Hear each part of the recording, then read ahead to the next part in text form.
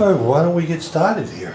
Okay, people can join us as they come in. We can leave that slip close enough on the other side so people can fill it in if necessary, all right? Sure. So I'll just tell you a little bit about who I am and what our goals are here for tonight and see if we're all, should be in the same room together. Does that work? Sounds like fun. Okay, my name is Dennis Lilla, and I'm with Jack Cowan Real Estate Company right here in Lakeville. I manage the office, or shall I say that I barely manage the office. You do a That's what I fine do. job. And that's Linda Donnie over there. She's one of the agents that works out of the office, a great sales rep that is there. And I've been with Jack Conway Company now for 37 years in various capacities, as salesperson, as broker, managed broker, salesperson, vice president of sales, regional manager, education director, lots of stuff that doesn't really matter. But that's why I'm here talking tonight, okay? And this isn't about me, it's about you and what your goals are.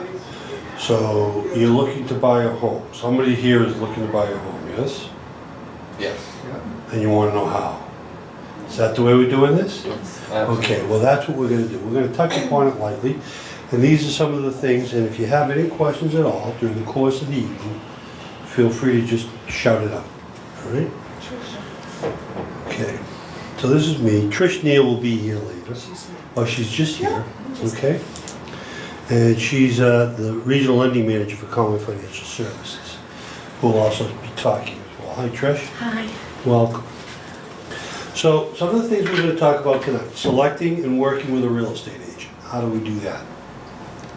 What do you look for? Choosing the right home for you. How do you know how do you know it's going to be right for you? Making an offer. Once you've selected a house that you'd like to buy, you make an offer. The initial deposit, what it is, what it means, what it's all about, and also what it isn't. Negotiating price and terms. That's the fun part of shop. How many people here like to shop? Like, that's all this is shop. You're shopping for a house. It's great. It's a lot of fun.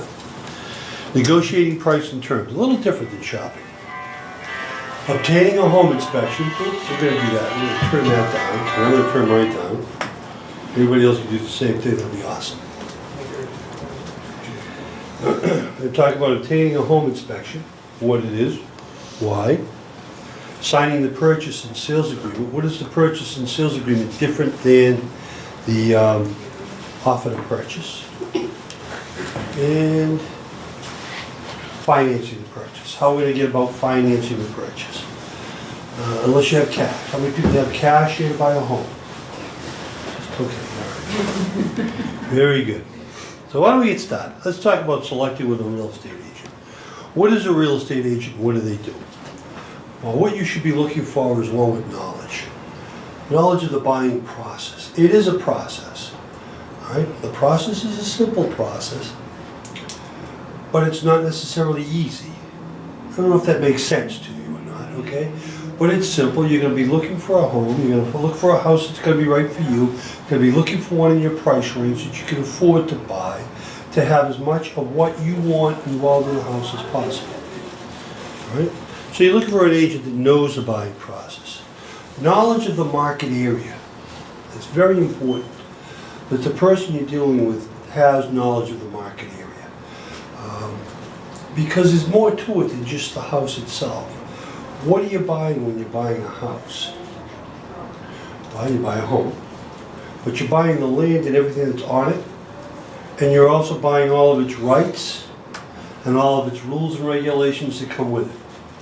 And does it meet your needs? That community, those rules, those regulations that are required by given towns, townships, right? So knowledge of the market area.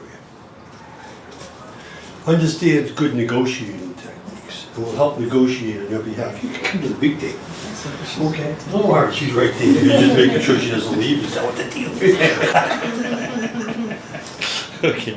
Understands good negotiating techniques. This is very important, that they can know how to negotiate. Right? Trustworthy. You've got to trust them. Hello, good evening. Hi. Trustworthy, that's a critical part of the, loyal. Loyal to you, loyal to the job, loyal to getting it done. Helping you. So, when we talk about that whole agent thing, I just want to touch about a few things. One is called the law of agency that we all have to deal with, and it's who represents who within the given transaction. There are buyer's agents and there are seller agents, and there are those people who can do both. So just each time someone sits with you, or when they sit with you to discuss a specific piece of property to begin the task, they must present this agency disclosure.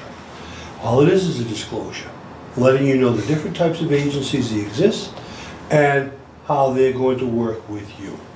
Fair enough? All right. Choosing the right home for you. Now here's where the fun begins. You have to establish the criteria. What are you looking for in a home? What do you need in a home? What would you like to have? And those are different. Start with the basic needs. You like to have indoor plumbing? I'm thinking that would probably be a good thing. Maybe a kitchen? That might be nice, right? Although someone did tell me the only reason why there was a kitchen, that he had a kitchen, was because it came with the condo. All right? So otherwise he wouldn't have had one. Simple as that. So there are some basic needs, but what are your needs? Sit down, write them out. What are you looking for? What are those needs? Then it's, what do you want? What would you like to have? And then it's what do you desire? The dream. Take the price tag off. If you didn't have to pay for this house, what would it look like? All right? That's okay to do that. Because in the buying, and I talked about it's a process. What's your end dream? What are you going to do? You're going to negotiate with yourself originally. Here's where you want to be, perhaps. Here's what your budget might allow you to afford. Okay? Which part of these things can fit into here that make it work for you? Do you follow what I'm saying there? And eventually, what you're going to end up doing is getting into that other house. Although it might not be the first house you buy, and it might not be the second house. It may move up. See, the one value to real estate is it always keeps up with the price of inflation. Now, every once in a while, inflation will go backwards. And real estate might too, for a little bit of time. But over a 10-year period of history, any 10-year period, you'll see that there's an appreciation of value of 6 to 8%. So you will get to that other level at some point in your career, in your life, if you desire. Or later on, maybe your desires change. Then you're going to establish affordability. Right? You've decided what you'd like to get in the house. Now you say, all right, well, what can I afford? And you say, hi, Tricia. Tricia's here. She's in charge of lending with us. And there's a difference between pre-qualing and pre-approval. And not to steal her thunder, because I'll let her do her speaking on her behalf, but a pre-qualification you could actually do. How much money do you make? Take a 28% of your monthly gross income, and that's roughly what you could afford for a mortgage. You put that into the interest rate, and you'll have what you can afford. You can find all kinds of websites to do that. That's pre-qualified. That just gives you a rough idea. But pre-approval is a little bit different. And it's something that sellers will be looking for when you go to make an offer. They want to know if you've been pre-approved by a lender.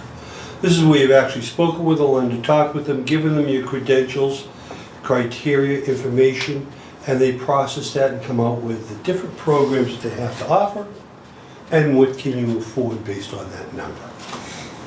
Does that make sense? Do you understand that? And the seller's going to be looking for that. Let's just spin the table for a moment. Let's say you're not looking for a house, you're just selling a house instead. Someone comes on, wants to make an offer. What do you want to know? Whether or not these people can actually pay for that price that they're saying, right? Mm-hmm. Wouldn't you like to know that? That's what the pre-approval is all about. Okay? Now, how do we choose the right home? Let's just keep going on this way. Right now, you begin the negotiation process. I don't know if you've ever negotiated for anything. I'm pretty sure you have. You didn't want to eat those peas on your plate when you were a little kid, so how did you negotiate your way out of that one?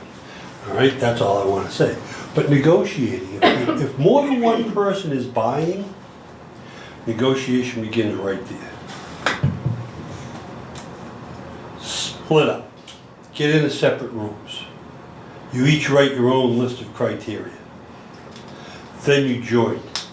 And you compare each list against each other's and see what the commonalities are. Those end up being your needs. And then what's going to happen is you're going to duke it out over the rest of it. Right? That's how it works. Right? But if you're on your own, you're on your own. You only have yourself to satisfy and your mind to keep focused. And it's okay to keep changing your mind. Making an offer. The original offer is actually, believe it or not, made by the seller. The seller puts a price on the market, puts their house for sale on the market, and offers it at a price. Now, the seller, I'm sure, is willing to accept perhaps that price and more, so you could pay that price or more to help you get to the house. But you might want to try to get it for less. Right? And that's a possibility. How much is it that you have to offer? What is it that you want to offer? Any price. There is no price too high or too low that you couldn't offer. Doesn't mean to say that you would get it. So it comes down to your basic needs for this particular property, wants for this particular property, your desire. How much is this house worth to you? The one thing you're going to ask your agent to do, your buyer's agent to do, is to run a market analysis on the property. To give them an idea of what that price, what that house might be worth on the open market. Now, that may be true for an open market, what a ready, willing, and able buyer would pay. It may be worth more to you. I don't know. It may be worth less to you. That's only your decision. So how much to offer comes to you. The real estate agent can give you information about what's going on in the marketplace. Real information. Not some type of websites that promote themselves as having the information, the accurate information, because they don't necessarily have that. Right? There's something called a multiple listing service that real estate brokers, a lot of real estate brokers, subscribe to. And what that is we share information, we share data, and we share the properties in the listings. And when they sell, we also share that information. So we have more information that way. All right? We don't base numbers off of the assessed values. Assessments are used for raising taxes. You will find that houses sell for less than assessments, same as assessments, and greater than assessments. And there's really no rhyme or reason for it. All right? So you'll see, you'll know what to offer at a certain point. You can only ask your agent what you might offer, and they'll tell you. What will they tell you? What will they tell you? Here's what I suggest you offer. It's up to you. That's what they'll tell you. It's up to you. All right? They'll tell you this is what it seems to be worth, okay, based on these comparable sales. But what you're going to offer is up to you. Okay? Bargaining power. What is it that you have to bargain with? The fact that you're interested in buying their property, that's one. But what else? How many people here are into a lease? How many people here could move tomorrow? A month? 2 months? 3 months from now? Doesn't really matter when. Is that what you have? All right? Then that's bargaining power. Let's show you how that bargaining power might work. Let's say that I'm a seller selling my property. But in order to sell my property, I don't want to be homeless. I want to go find a place. All right? Or maybe I've already found the place. And I'm building new construction. And it might take me 9 months to complete that new construction. or 6 months. They'll tell you, they'll tell that poor buyer 6 months, but it'll take 9 months to deliver. Okay? Figure that to be sure. Right? Lots of rain days. That's the rain date. That's exactly. Plus snow dates or whatever it might be, but that's the way it works. Okay, so the idea is if you're flexible with your closing date, that becomes advantageous to you.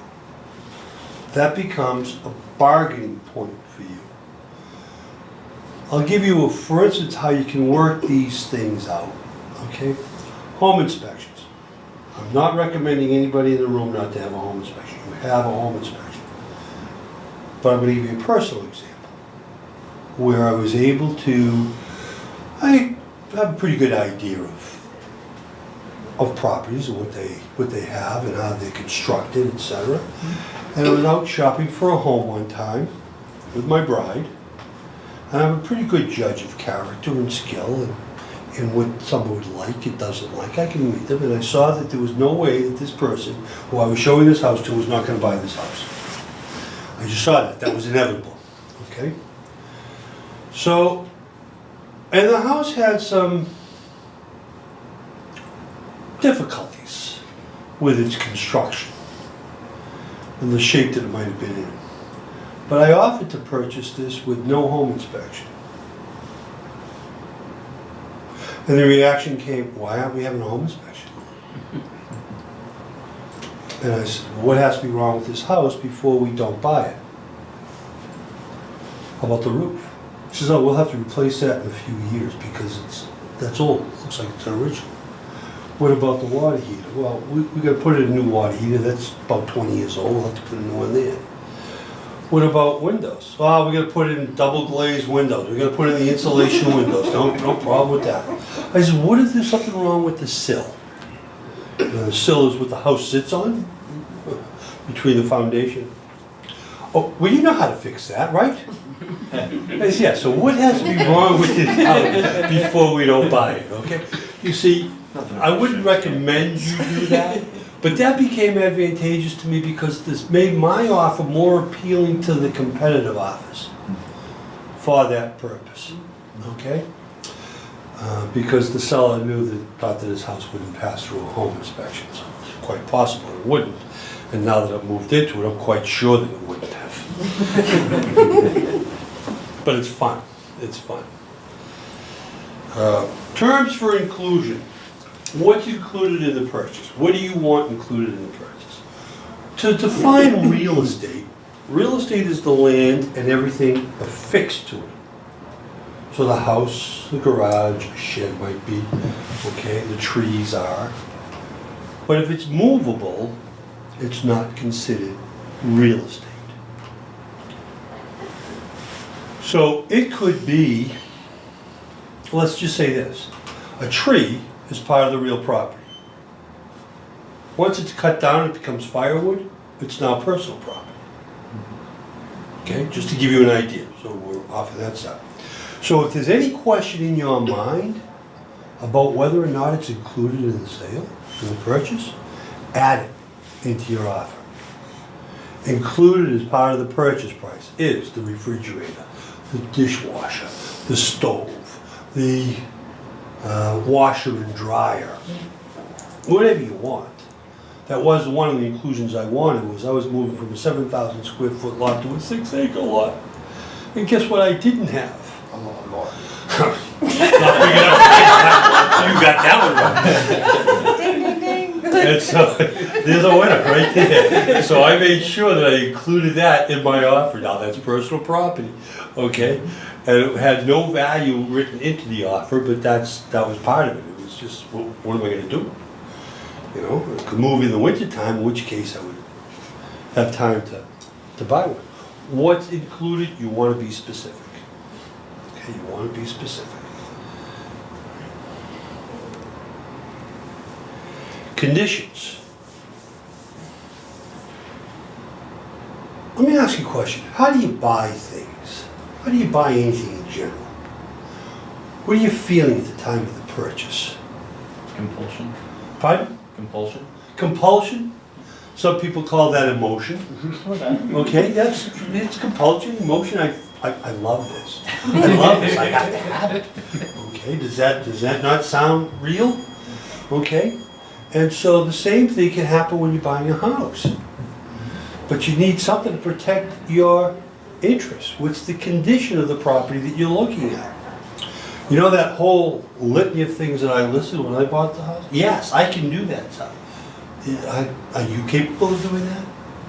No, that's all dollars and cents. So you're going to want to make sure that the condition of the house is in great shape. Well, you're going to fall in love with it. You're going to go into the house, you're going to say, oh, the condominium, you're going to say, I love this. I want this house.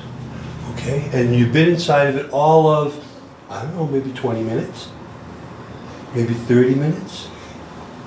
You get back home, you can't even remember the color of the kitchen. Right? Well, geez, did that have, was that gas or was that, what was that heat? So the idea is, what was the condition of the house is probably not going to be seen right up front. You're not going to really notice that.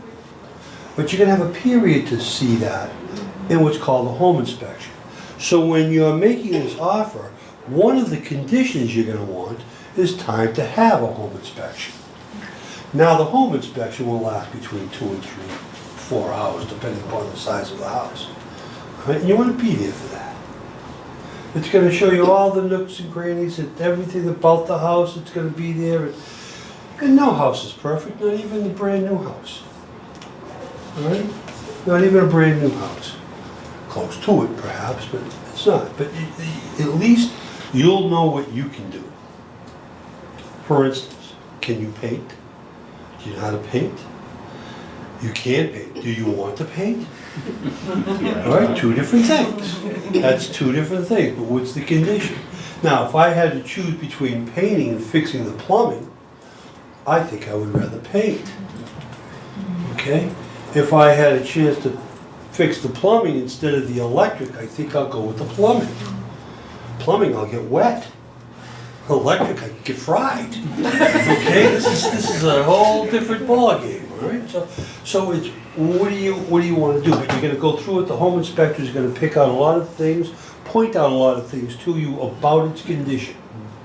Good or bad is going to be in your mind, not in the inspector's mind.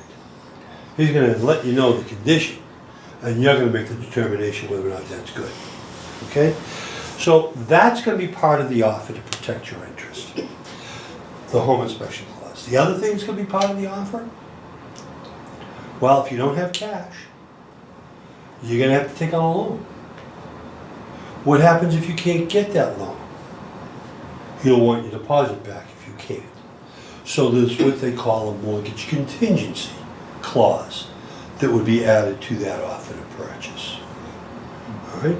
There are lots of things like this that would be included, and attorneys are always good people to know and have involved through the purchase, because you want them to look at the contract before you sign it, not after you sign it. The horse is out of the barn. Okay, let's call it like it is, right? Because you want to protect your interests. One thing you're going to want is a clear title. That's in there. You want to be able to turn around and sell it to somebody else. Those are things that are going to help. A real estate agent will have some knowledge of these things, but the final word would be an attorney. Okay? Now, over my career, I've bought and sold quite a few properties. I've never done it without an attorney, and I know the business. Okay? You can take that hint or not. Can't think I can make it any stronger. All right? Patience. You're going to need patience. All right? To find the one. There could be more than one property out there for you, but you're going to need the patience. In today's market, especially, today's market is limited inventory. When it comes on the market, it's usually gone fairly quickly. If it's priced right, priced accordingly. So you got to keep your eye on that. All right. Your real estate agent can put you in tune to being able to know what it is when it hits the market right away. And that's what you want, right? Initial deposit. The deposit is called earnest money. It's an amount of money put at risk to show good faith to the seller that the buyers will complete the purchase. Earnest money deposit is what it's called. Now, it also becomes part of the purchase price. If the offer is accepted, that deposit becomes part of the purchase price. So it's not above and beyond. Okay? It's earnest money. Let's just think about this for a moment. Let's say you're selling your house. You're selling your house. And there are a couple of offers on the table. One has a $1,000 deposit, one has a $5,000 deposit, one has a $10,000 deposit. Which one would you take? All things being equal with the other terms of the offer. You see, it's earnest money deposit. It's money that you do have at risk, and I want you to be very clear about that. It's money at risk. Are there any veterans in the room? Okay, so you might be utilizing your veterans benefit, which would be being able to buy a house at no money down, no down payment. But you would still be responsible for earnest money. Okay, you bring up the earnest money. The difference is you get that earnest money back at closing. Okay, because you'll be financing the rest. So it can be any amount. It can be any amount. If you don't have a large amount, don't worry about it. All right? It's not something to be overly concerned. I sold the house one time where I took a $10 deposit, earnest money. $10. Why did I do that? That's the look in the eye. I saw that. I saw that look in your eye. Why did I do that? Well, that was on the offer to purchase. Make no mistake about it. More money was to follow on the purchase and sales agreement. But they said to me that they didn't have any money. They left their checkbook at home. Okay, what do you got in your pocket? I said, $20. I said, okay, give me 10. All right? So that was kind of that's kind of fun. But that's what earnest money is. Down payment. I don't want there to be any confusion about this. Down payment is an amount paid to the seller and is the difference between the purchase price and the mortgaged amount, the loan amount, the difference between the loan amount. All right? So it's an amount paid to the sellers and it's the difference between the purchase price and the loan amount, mortgaged amount. That's called the down payment. So you're clear and so you don't make a mistake later on.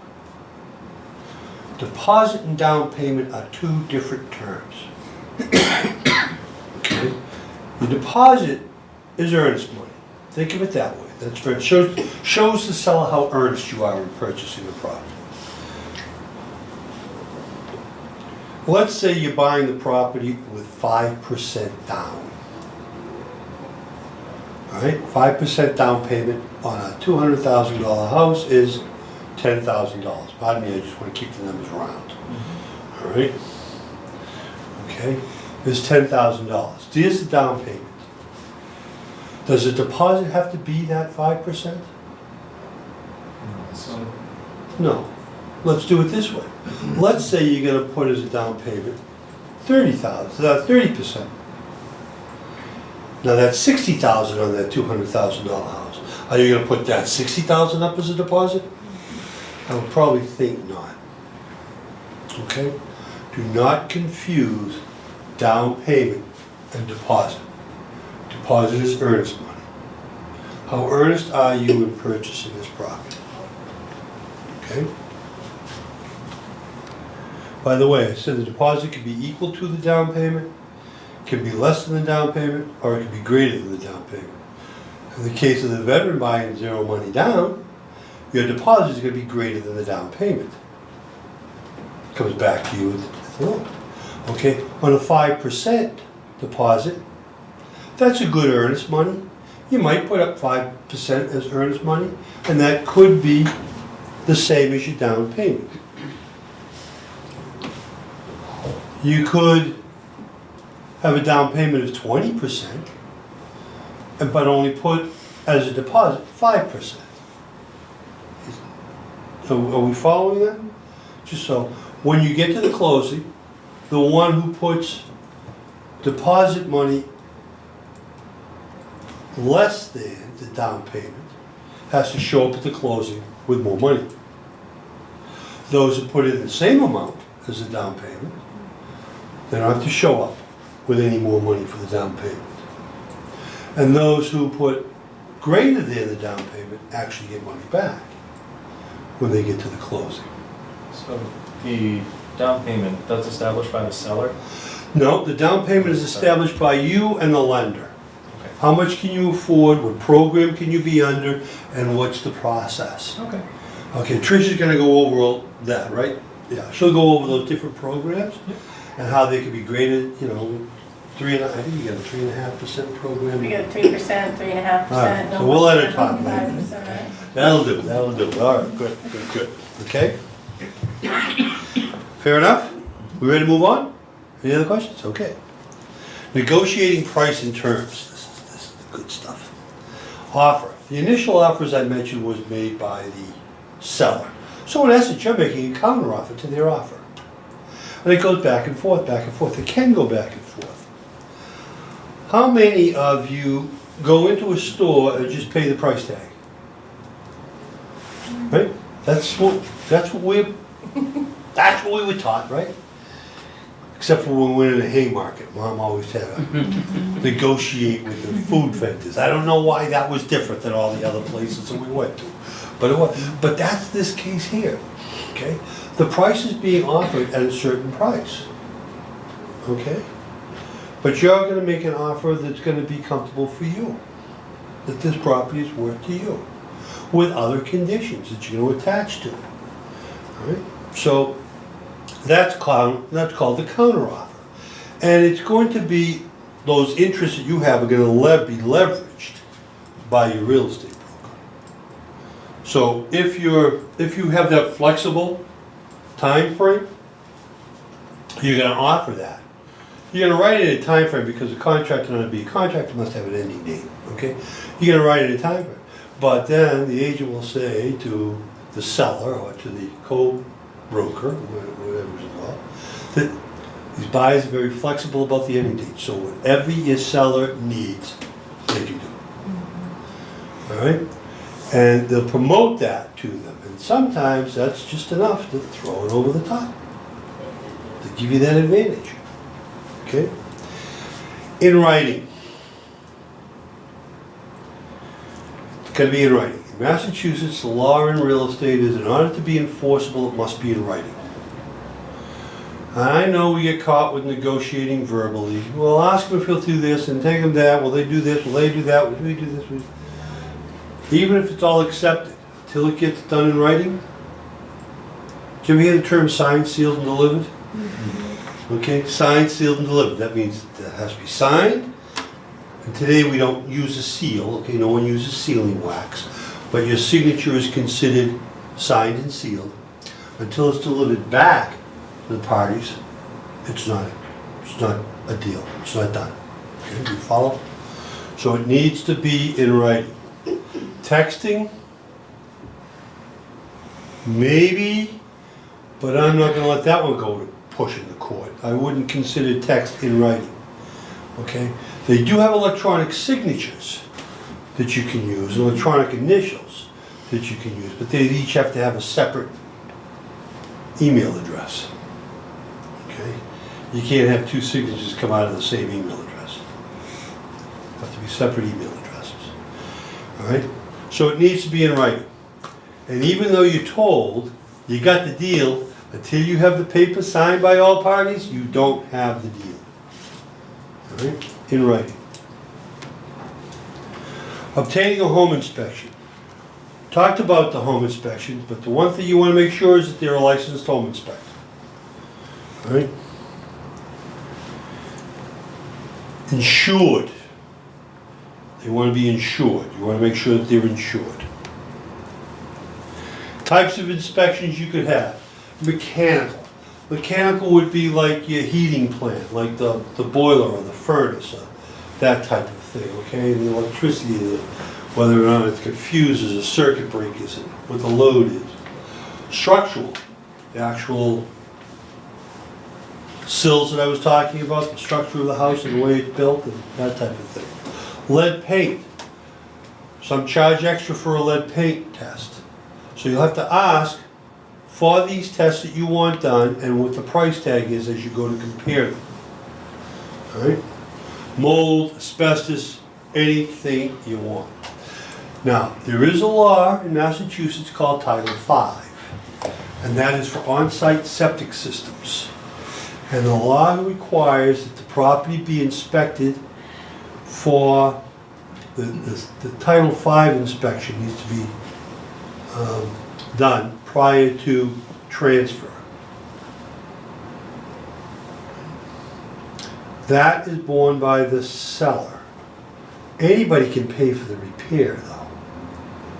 So you gotta make sure, one of the things that will be in your offer, you'll want a passing Title V certificate.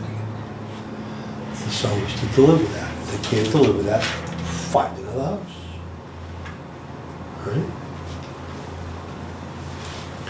So, because I didn't have room to list all of them. But your agent will. Okay? Signing the purchase and sales agreement.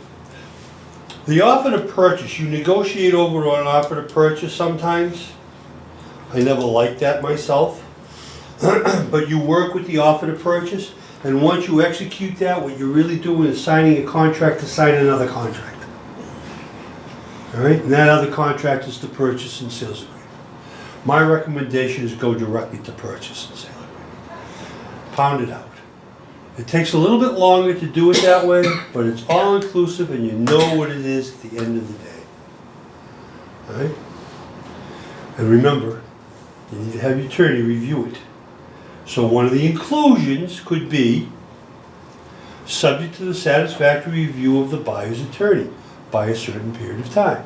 Because you may be under the gun, you know, you're seeing there are 6 other people here that want to buy this house, so 3 others, you're thinking, you want to get your offer in, so you present it, but it's subject to the review of your attorney by legal counsel by a certain date and time. So you can actually do that at that time, and if it's not, then you don't. All right? Adhering to dates. You will see in about every instrument that you sign that time is of the essence. What does that mean? It means time is essential. It means dates count. If you say you're going to have something done by a certain date, it has to be done by a certain date. Or this contract could be voided. Alright? Dates are essential. You're going to have a home inspection period within 10 days if you executed the offer to purchase. It needs to be done within 10 days. If it's not done within 10 days, it doesn't mean the deal is over. It means you have forgiven that part and you may not get your deposit back.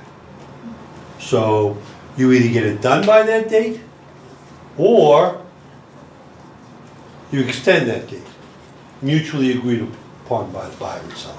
Okay? But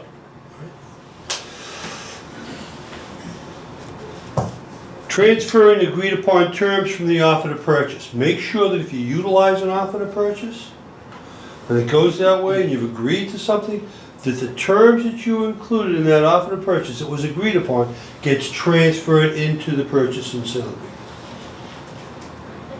Okay? Reading and understanding the fine print. It may be fine print, but it's very important to read. And it's very important to understand. Okay, for instance, saying something is subject to a home inspection. Okay, you can write that in, but how long is the paragraph for the home inspection clause? It's 2 paragraphs, isn't it? All right, by the time it's all said and done, what happens when you have the inspection? What kind of inspections you're allowed to have? What's the notification over the period to get your money back if you decide to withdraw from this transaction? Okay? So the fine print is there to make it clear to everybody, not to confuse everybody. I know it has an opposite effect a lot of times, but that's what we're looking to do. Financing the purchase. The steps, an application. You file an application. The approval process, you then go through the approval process. They're gonna look to see whether or not you can afford to pay this loan back, whether or not you will pay it back as best of their ability, okay? And that would be found out how, through your what? About through your credit, yeah, through your credit report, okay? And then whether or not there's enough collateral to support that. What's the collateral? Co-signers. The house. The house is the collateral, that's security. You're putting up your house. The value is there. I wanna borrow X number of dollars. I wanna borrow $200,000 against this house. And if I don't pay it back, you get to have my house. Okay, so that's the security. Those are the three things. So when your mortgage comes due, you pay it. So you get to keep your house. No matter what, you pay it, all right? Commitment. What's gonna happen is once you've made an application, they've gone through your check and they've checked whether or not your shoe size and your hat size and everything else that they need to find out about you. All right, they get that all taken care of, all right? The lender will then commit money to finance the purchase, all right? And then about 2 weeks later, you'll close. The importance of the date, I talked about it, I can't stress that enough. And the types of financing available, there are so many that I'm done talking. I'm going to introduce you to Trish. Here's Trisha Deal. Trisha Deal is our Conway Financial Services representative, and she is the regional. She's the regional lending manager for the Conway Financial Services. So thank you, and I'll be available for questions afterward. Thank you very much. Lynn's gonna hand out some folders, and I brought some pens for everybody. So if, like couples or who's ever here together can share a folder, that'd be great, because usually I make way too many. Of course, tonight, didn't make enough.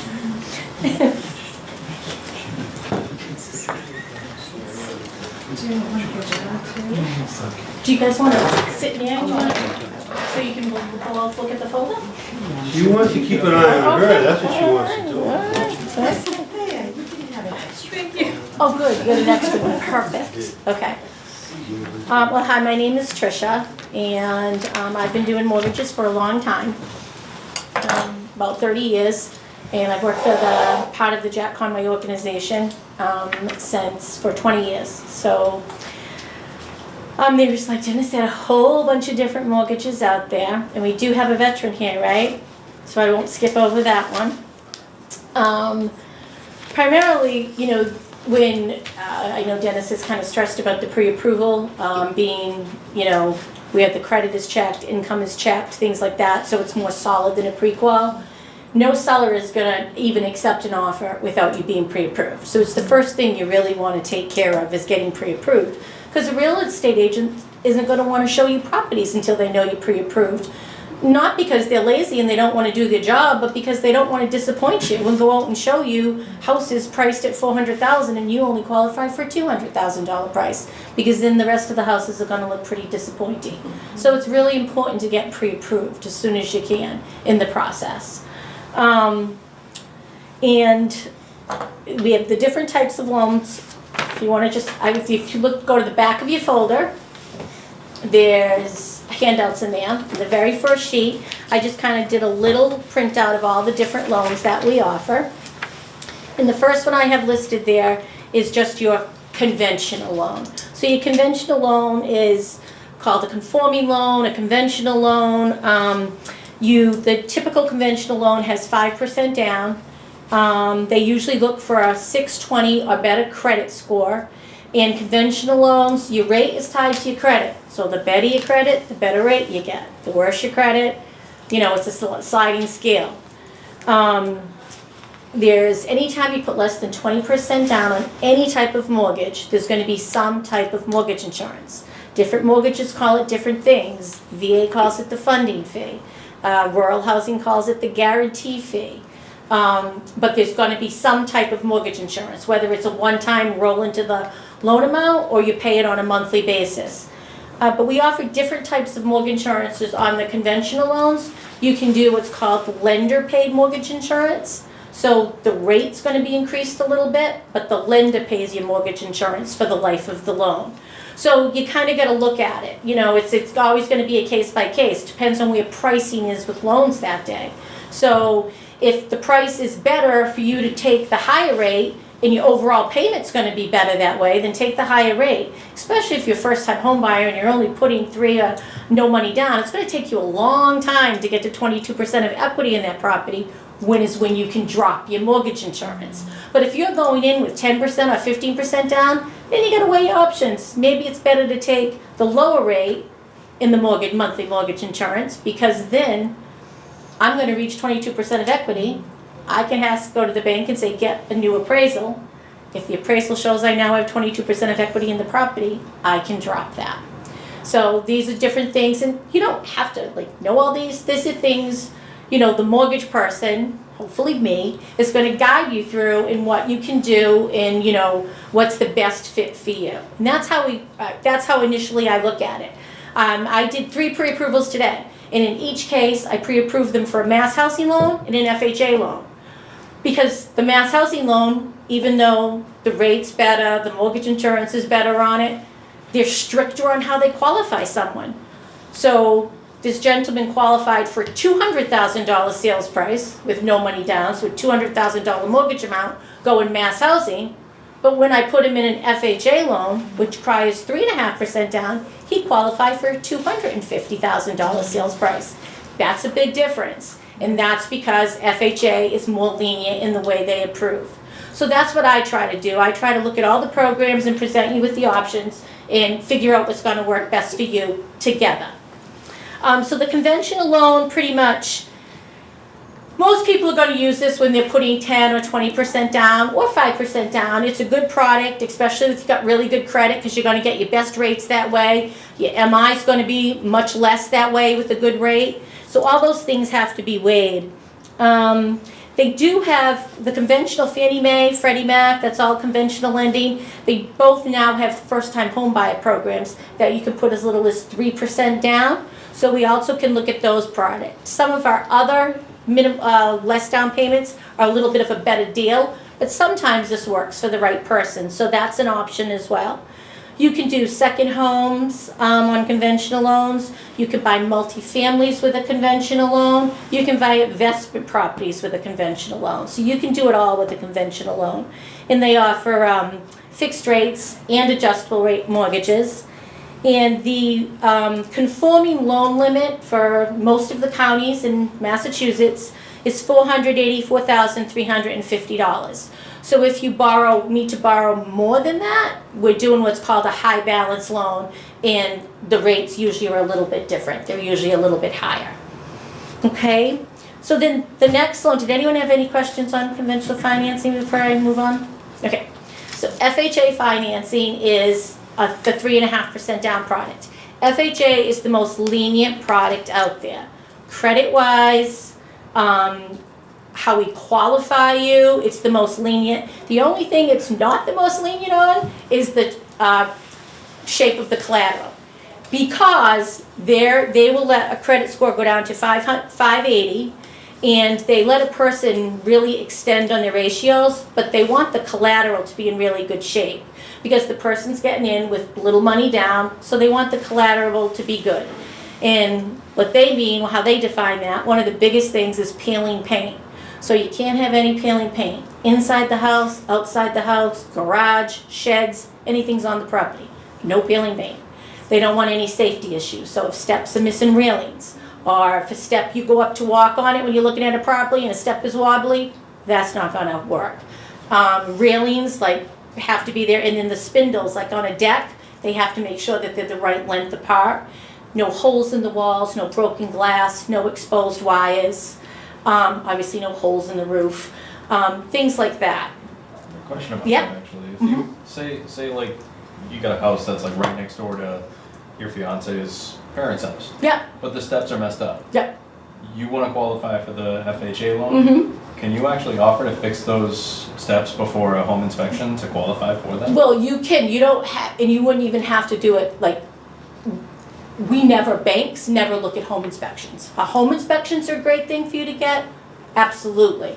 But we don't ever look at them, we don't want to see them. We go by the appraisal. So when an appraiser goes out there to do an FHA loan, that's when they're gonna tell you what needs to be fixed. But if you already know you've got wobbly steps, and you know the owner, and they're gonna let you fix them before the appraiser goes out there, sure. Because once the appraiser goes out there and then lists this has to be done, the appraiser's gonna have to go back to verify that was done, and that's gonna cost you another $100. Because when the appraiser goes back out, we pay these outside service providers, they're in it to make money too.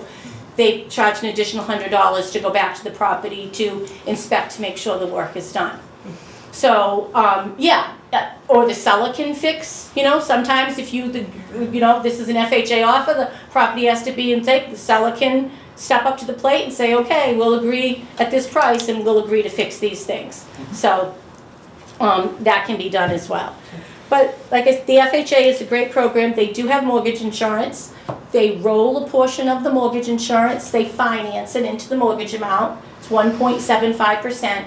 So they finance it in to the mortgage amount, and then you still pay a monthly fee for it. And you have to carry the mortgage insurance for the life of the loan.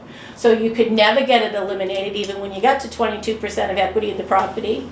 You would have to refinance to get out of that, to get rid of the FHA mortgage insurance. So that and the condition of the property tends to be the biggest drawbacks of the FHA, but it also can be a really good property for somebody who needs the help, whether it be credit-wise, down payment-wise, something like that. Gifts can be utilized with the FHA mortgage. So you might not have the 3.5% down, but mom and dad might be willing to give you the gift for the 3.5% down. That's perfectly acceptable. In addition to down payment, you're going to be looking at closing costs and what we call escrows or prepaids, and that's with any loan you get.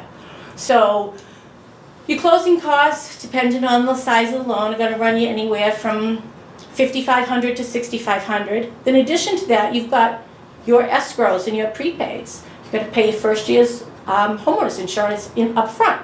That could be another $1,000, $1,200. Then they're going to collect 3 months worth of homeowners, 3 months worth of taxes, and a partial mortgage payment, depending on what day of the month you close. They're going to collect that at closing as well. So that can all add up.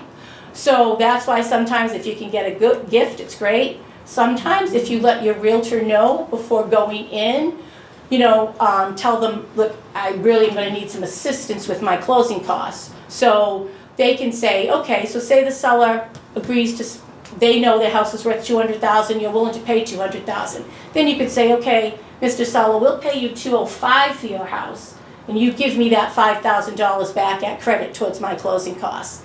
They've got how much they want, and you've accomplished what you need to accomplish. So it's kind of a win-win.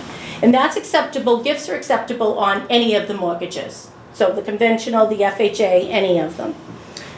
The one thing that you really almost cannot do with an FHA loan is condos, because the FHA changed several years back, and they want the entire condo complex to be what we call FHA approved.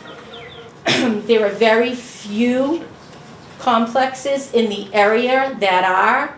So if you're interested in a condo, before you go any further with an FHA, you want to, call your mortgage person and say, hey, can you check and see, is this condo complex FHA approved?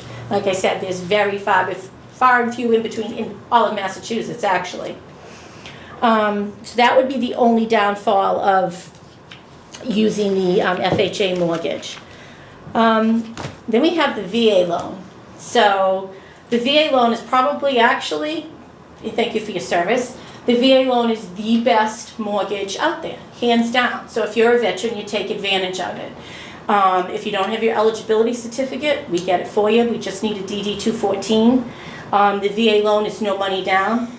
If you've got disability from the VA, that gets waived. So they call a funding fee. So what the VA does is, they don't charge monthly mortgage insurance, they do a one-time where they roll it into the mortgage amount. And it depends if it's your first time using it, it's like 2.15. It's your second time using it, it's 3.3. And then they finance that, but then you don't pay any monthly mortgage insurance. That's why it's such a great thing. VA, however, is the same as FHA. They want that property to be no peeling paint, no safety issues. They're looking out for their veteran. They're really strict about the collateral because they want to make sure the veteran's not getting into a situation that's not going to end up being good for them.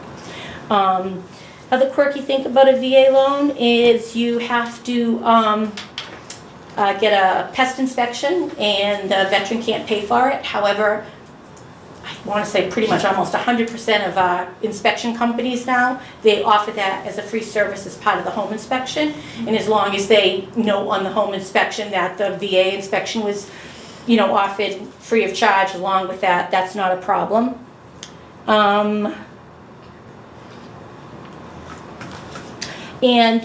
They are lenient with the credit too. And it's kind of just, it depends. Like childcare. If you have children and you're going for VA loan, they do include childcare. So you have to know if you've got the child is being cared for by a relative at no fee, then that's fine. If there's a childcare fee, then we have to put that into the ratios. That's the only really quirky things on the VA loan. It depends on the credit. I mean, sometimes they will allow the credit to go down to the 580 like the FHA. And other times they won't. But then they're also, the better the credit, they'll also really allow the ratios to go way higher the better the credit is. So it is a great loan, and that's the VA loan. And I can answer any questions you guys have for me individually after class. The next section is the mass housing loan, and that's just what it means. Like the FHA loan, the VA loan, they're federally backed loans. Mass housing loan is backed by the state of Massachusetts. So it's another way to do a no money down loan. They are definitely stricter on their credit score and their ratios. You have to have at least a 680 credit score to get into 100% financing on a mass housing loan. And the way they qualify their ratios, you're definitely going to qualify for less than you would on an FHA loan or a VA loan or something like that. So they're strict with their ratios. The way they do it is they offer, it's a first and a second mortgage that add up to 100% financing. That's how it's done. It's a great program. They don't have property restrictions, so it doesn't matter can't be like not livable, but if the house, the peeling paint, not an issue on a mass housing mortgage. So that in condos, they don't go by that crazy FHA thing, so any condo is all right with the mass housing. They are income driven. So, and I put in the back of your folder, I did include, it's a income limit. So it talks about for mass housing loans, what the income limit is. And it's 135% of the median income. If you fall into that category, you can do as little as 3% down on a mass housing loan. And if you fall into the 100% of the median income, you can qualify for no money down on the VA loan. And the no money down is just for first-time home buyers. Mass housing loan. Mass housing, what did I say? What did I call it? Yeah. Oh, sorry, mass housing loan. Sorry. I'm off the VA onto the mass housing loans. So they are income driven, and but it's a great product. It's a nice alternative because you get the higher credit scores, and the property doesn't. You have to worry so much about the peeling paint or anything like that on the mass housing loan. They also have their own operation, Welcome Home, VA financing through the mass housing. And the reason they did that is because mass housing's got some quirks still. Not mass housing, VA's got some quirks. Like VA, the only other person that can be on a veteran's loan with the veteran is a legally married spouse. So say you had a fiance and you wanted your fiance to be on, well, you can't use the VA loan to do it. The mass housing will allow you to have someone else on other than your legally married spouse. So it's just some alternatives. Or if it's for the veteran who doesn't have his full benefits because he's been in the reserves and he hasn't earned his full benefits to get the eligibility certificate, that could be an alternative to me as well. And then there's the USDA loan, which is also 100% financing. You do not have to be a first-time home buyer. You just can't own any other property at time of closing. That is also income driven, depending on where you live, what town and in. And with the USDA, it's impossible to give you all the different towns because they have a code. You just go in and put a property address in and it tells you if it's eligible. But what I can tell you, most towns in Bristol County that qualify, you can't make more than $98,000 for a family of 1 to 4. Plymouth County, most towns, you can't make more than $109,000 for a family of 1 to 4. So that's kind of what the income limit is on the USDA. And they are, again, like the FHA, they do want the property to no peeling paint and all of that. They follow what we call HUD property standards. But that's a good one because it doesn't have to be, you don't have to be a first-time home buyer. So that's where the advantage to that one would be. But you can only use that property in certain areas. And in your packet, I gave you a list of what I call ineligible towns because it's easy to tell you which towns are not eligible in the area than that are. So, like there's no cities, like New Bedford, Fall River, Taunton. But East Taunton is okay because it has its own separate zip code. But like Lakeville, Middleborough, all the towns around here are. So I just have a list of what's ineligible. And then the other thing I wanted to talk to you about is because we find that the biggest reason for first-time home buyers not being able to buy a house is they say, first of all, I don't have a down payment. Well, we've just covered a bunch of 0% financing. And the other thing is my credit. I think I've got some credit issues. We offer a really neat product, and I did put a flyer in your thing as well, called our Credit Enhancement Department. So what we do is we take a look at your credit scores. We pull a credit report. Say I pull a credit report in pre-approval stage, and you need at least a 580 get into an FHA, and your middle credit score is a 575. We can send it to our Credit Enhancement Department and tell them, okay, what do they have to do to get that up to where they need to be? And they will come back and they will suggest to you what you need to do. And if you do what you need, they maybe it might be pay off that credit card for $300 or pay down that credit card or, get rid of a dispute on your credit card. It's stuff that sometimes costs very little money or no money at all. I just had one today that I'm improving for scores because it's a conventional loan and right now their credit score is in the 650 range. But I can get them up to the 690 range, which is going to get them a better credit score, simply because they were as authorized users on other people's accounts. So if you're an authorized user on an account and that account's all of a sudden not doing so good, your credit's going to get hit.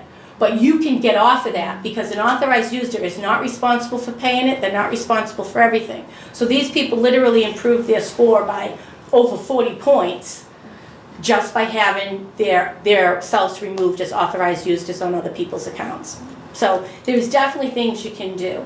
But, normally what we find it's, pay down this credit card by $300, pay down this credit card by $200, and we can get your score. Sometimes it's to get you into a better program.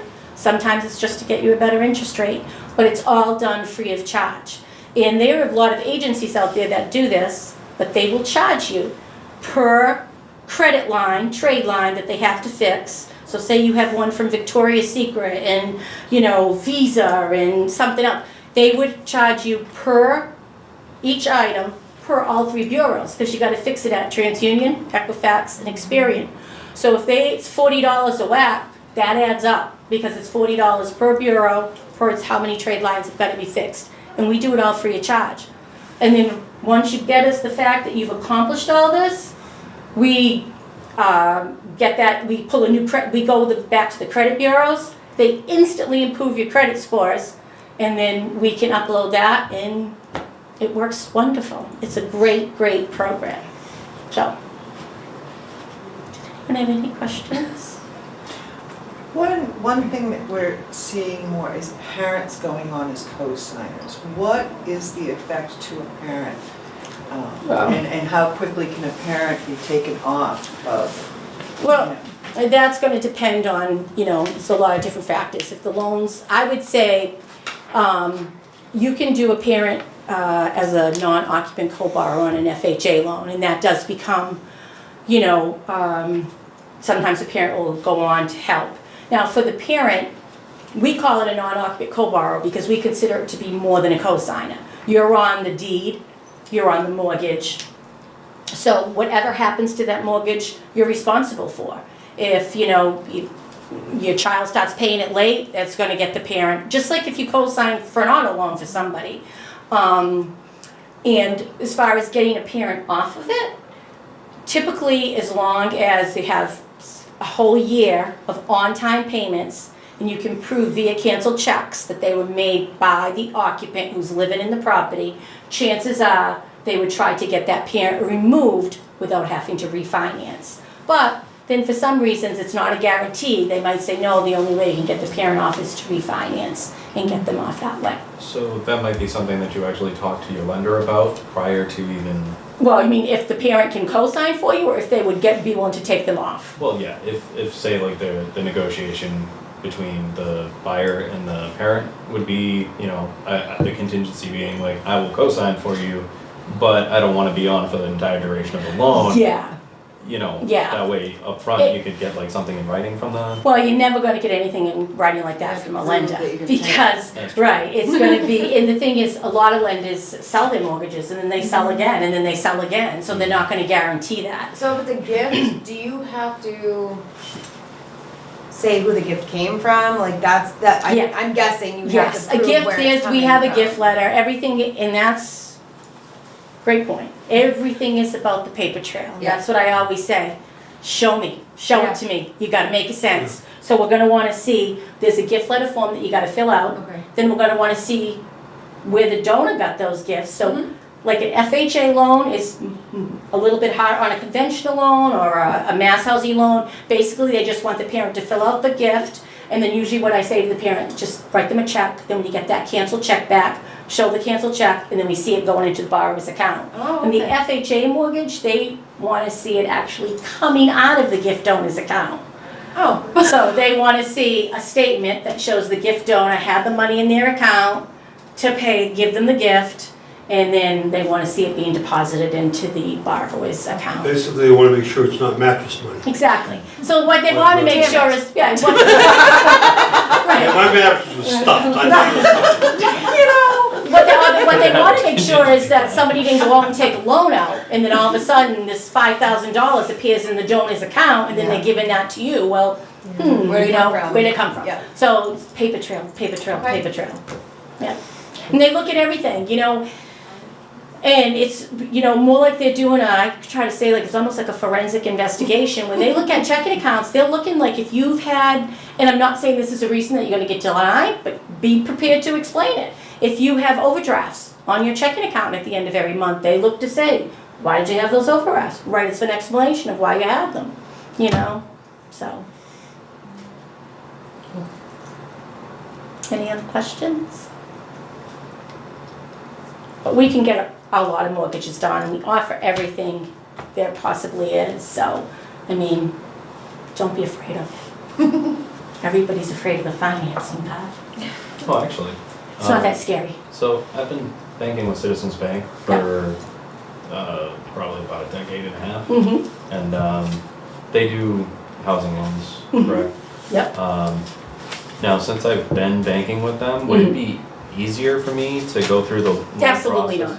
not. No? I'm asking the wrong person this question. huh? But Yes, so, you are. But, No, No. you certainly, well, you want to shop around, just like if you were to buy a car. Absolutely, and we encourage you to do that. That's what you should do, is shop around. And, I always tell people, I've pre-approved you, this is what I can do. And you cannot lock into an interest rate, because what are most times when people shopping around for? The interest rate, right? Or the best, but lots of times it ends up being you can find a better program if you shop around. Like, not everyone in Massachusetts offers the mass housing loan, Some people don't offer the USDA loan. So you could be shopping for a better program, you could be shopping for a better rate. So there are a lot of different things, but you should shop around. Because, and I tell people, if I've got you pre-approved, so when I give a rate, because when I pre-approve somebody, I don't just give them a letter saying you're approved X amount of dollars. I give them what's called a loan estimate. It breaks everything down. What their down payment is, what their closing costs are, what their escrows are. I'm estimating everything, so it's not like you're gonna be flying blind. This is what you're gonna be dealing with. Now, I tend to use rates a little bit higher than what they are, because I'm trying to be cautious for by the time you find a house, maybe rates have gone up. Because we lock in by property address, not by borrower. So you can't lock into a rate until you actually have a property. Now, there are some things, and we can do it too, called the float down, so you can lock in on a pre-approval, but the thing is, what happens is when you lock it in on the pre-approval, it's always at a higher rate, so it really doesn't ever benefit you. So by the time you float down the rate, it's what rates are gonna be at anyway. But there are certain things like that that you can do as well. And one question Mhm. that gets asked a lot is, so as they're shopping around, Yep. let's say they go to 3 different banks and 3 different banks are pulling their credit, what happens to the score? The models are set up so that a person can have up to 6 mortgage pulls over a 3-month history for mortgages, and they know that's what you do when you're shopping around. That should not have any effect. Inquiries do not affect your credit score as much as people think. The more borderline your credit is, the more it might have an impact. Or say you go out and within, a 3-month period or a 2-month period, you have a pull for a mortgage, a pull for a credit card, a pull for the automobile loan. Okay, that's gonna make a difference. But if it's just for mortgages, it's not gonna make a difference. It's not gonna affect your credit score. And we also, right now, we do a second opinion. So if you've got pre-approved somewhere else, if you come to us and take a look at us and you end up closing with us, because we can offer you something better, we take $300 off the closing costs. But actually right now, anyone in this seminar who ends up moving forward and getting a mortgage with us, we would take, just mention the seminar and we'll take $300 off your closing costs. It doesn't even have to be for a second Can opinion. I get that in writing? Absolutely. Thank you. Absolutely, absolutely. Did anyone have any other questions or? Nope. Okay, well, I'll hang around, so if anyone wants to talk to me or ask me anything individually, feel free, okay? All right, Thank you that's very it, much. thanks for coming. Any questions for anybody, myself, or for Lynn, or for Trish? Eat some cookies, have some water. People at home can't have the cookies, you'll have to make your own. All right, thank you very much. Thank you. Thank you.